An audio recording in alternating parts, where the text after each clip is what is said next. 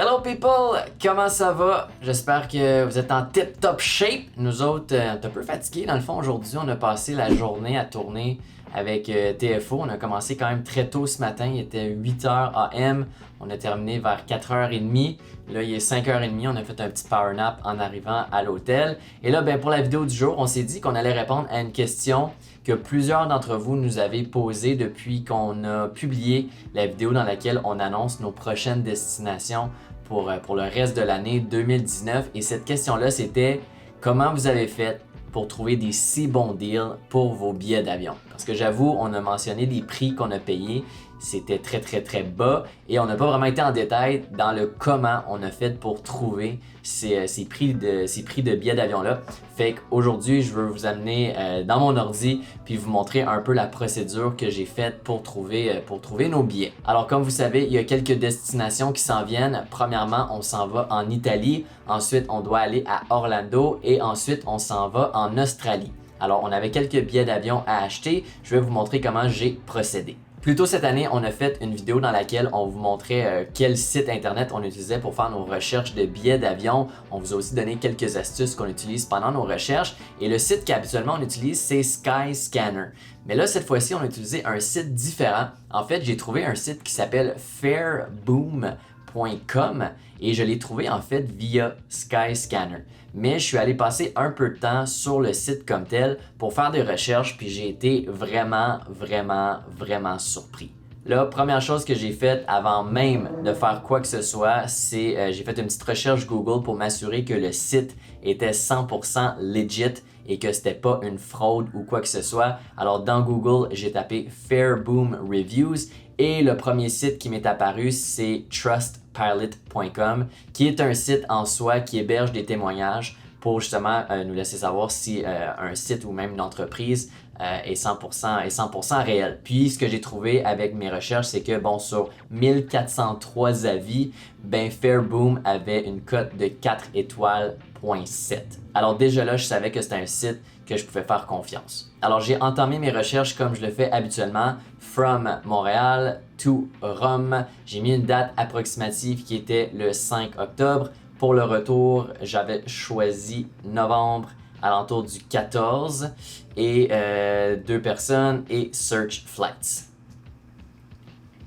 Alright, fait que déjà là, en partant, on a quand même des vols qui sont plus ou moins chers. Le premier est à 700$. On a un vol direct pour aller, mais le retour, c'est 34 heures qui est quand même long. Et ensuite, on tombe déjà dans du 1000$ pour l'aller-retour par personne. Et là, je vous rappelle, nous, on a fini par payer 415$ canadiens par personne pour l'aller-retour. Fait que déjà, on voit qu'il y a quand même une grosse différence. C'est plus que le double de ce que nous, on a fini par payer. Alors là, ce que j'essaie toujours de faire, c'est trouver des alternatives. Alors plutôt que, disons, de partir de Montréal, je vais chercher Toronto. Toronto, c'est une plus grosse ville, plus de gros vols qui quittent de Toronto. Alors peut-être que des fois, on peut avoir la chance de trouver des vols qui sont moins chers. Alors j'ai refait la même recherche, mais cette fois-ci en partant de Toronto.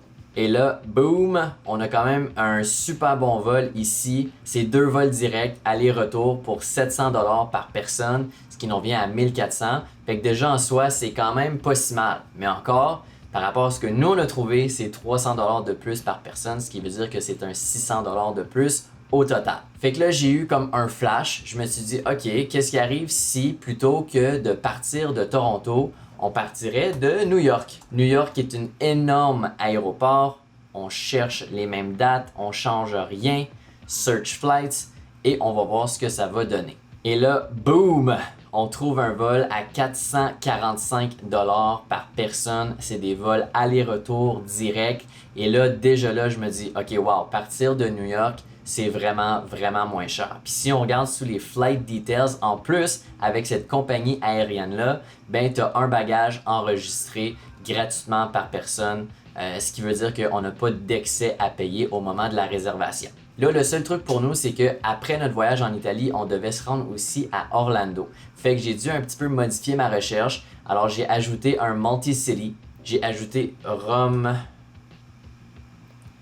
Orlando. J'ai mis la même date qui était le 14 novembre. Alors, on quitte de New York, on va à Rome, le 5 octobre et ensuite le 14 novembre, on quitte Rome pour se rendre à Orlando, Search Flights, et on va voir ce que ça nous donne.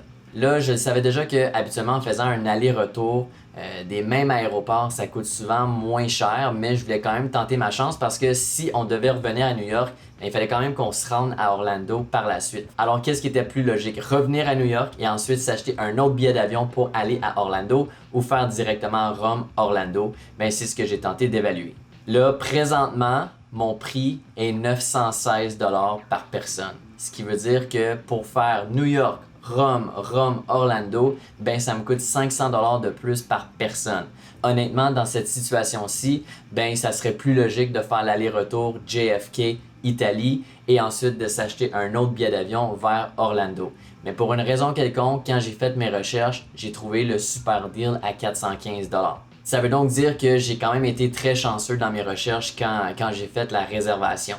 Des fois, il faut juste être patient, il faut juste jouer avec ses dates, il faut essayer une journée, il faut essayer une autre, mais aussitôt que vous trouvez un bon deal, il faut absolument sauter dessus parce que ces vols-là, ces prix-là peuvent vite disparaître. Comme là, on peut le voir, dans l'espace de quelques jours à peine, le prix a déjà doublé. Ensuite, pour se rendre de Orlando à Sydney, comment on a fait pour payer environ 320 $ par personne? Numéro 1, j'ai fait une petite recherche rapide pour voir quelle journée c'était habituellement la moins chère pour se rendre à Sydney. Puis selon mes recherches, ça nous disait que les mardis, les billets d'avion étaient souvent moins chers quand on volait en direction de Sydney. Donc déjà, je savais que je voulais chercher une date qui était un mardi.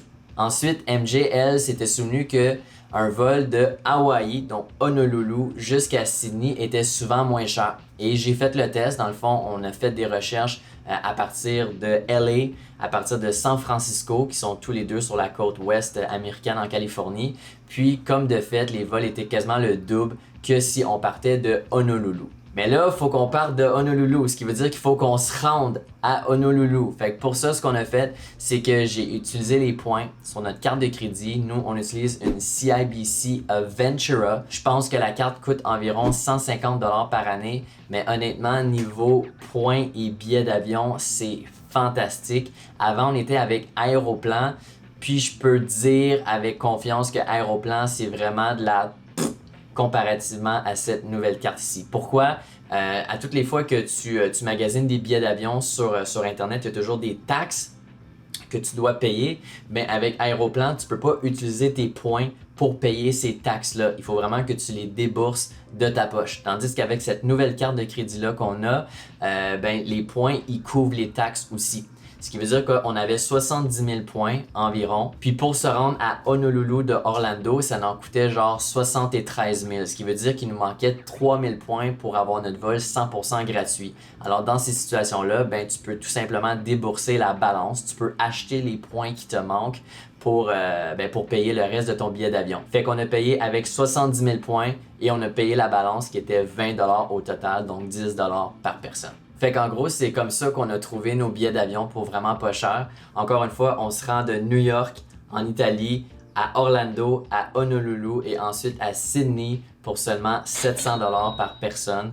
Donc 1400 total. Évidemment, si on n'avait pas eu les points, ça nous aurait coûté un peu plus cher, peut-être un 600 $ de plus, question de se rendre à Honolulu. Mais justement, comme on avait des points, ça nous a permis d'économiser énormément d'argent.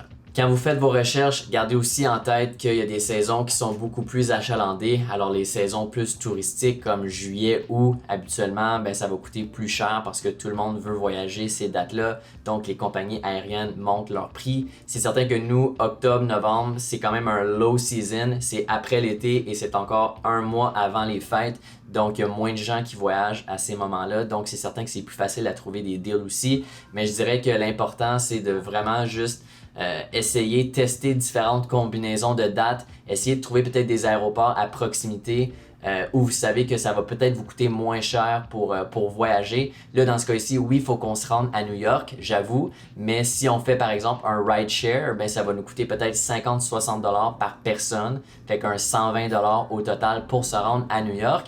mais au final, on économise quand même 800$ plutôt que si on avait parti de Montréal ou même de Toronto. Fait que ça, c'est juste des choses à garder en tête, évidemment, mais qui peuvent vous sauver quand même beaucoup d'argent. Mais sinon, mon gros secret pour ce coup-ci, c'était fairboom.com.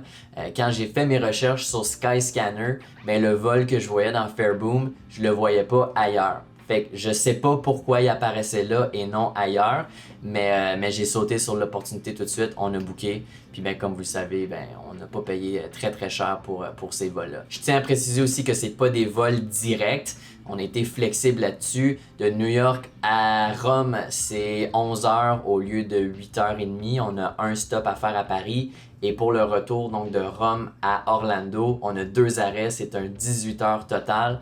Mais encore une fois, pour le montant d'argent qu'on économisait, ça ne nous a pas dérangé de prendre ce vol-là. Puis dans le fond, ça va juste nous permettre de se dégourdir les jambes un petit peu plutôt que de faire des longs vols directs.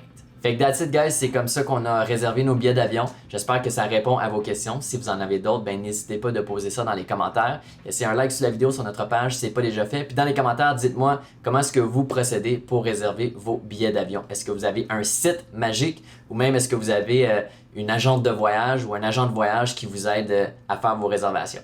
Alright, on se revoit la prochaine fois. Ciao!